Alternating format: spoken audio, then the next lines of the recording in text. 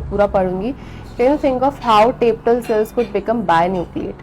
बायन्यूक्लिएट मतलब एक से कि दो न्यूक्लियस है एक सेल में, ठीक है। देखो मल्टी न्यूक्लिएटेड, एक सेल में एक न्यूक्लियस होता है, इतना तो हमें पता है, एक सेल में एक ही न्यूक्लियस होगा। क्यों?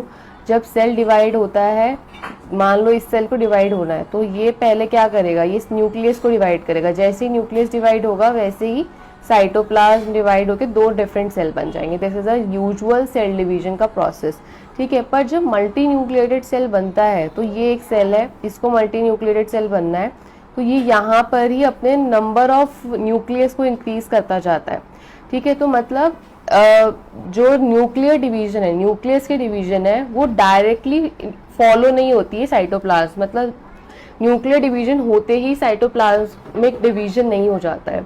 न्यूक्लियस का नंबर बढ़ता जाता है, इसको फ्री न्यूक्लियर डिवीजन कहते हैं। हो सकता है ये और बढ़ जाए, ठीक है। तो this is free nuclear division, ठीक है। तो फ्री न्यूक्लियर डिवीजन में न्यूक्लियस के डिवीजन के बाद डायरेक्टली साइटोप्लाज्म का डिवीजन नहीं हो जाता है, वहाँ पे कुछ पॉज होता है या फिर किसी किसी में होता ही नहीं हुआ, ठीक है। तो ये जैसे हुआ, तो इसमें क्या हुआ, दो न्यूक्लियस डिवाइड हुए, उसी टाइम साइटोप्लाज्म में डिवाइड हो गया नॉर्मल सेल्स में।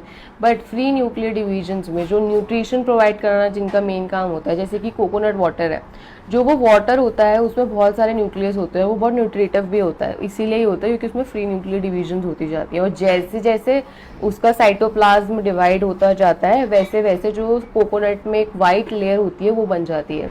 तो ऐसा नहीं है कि ये डिवाइड नहीं होगी, साइटोप्लाज्म होगी बट विद अ पॉज होगी, ठीक है।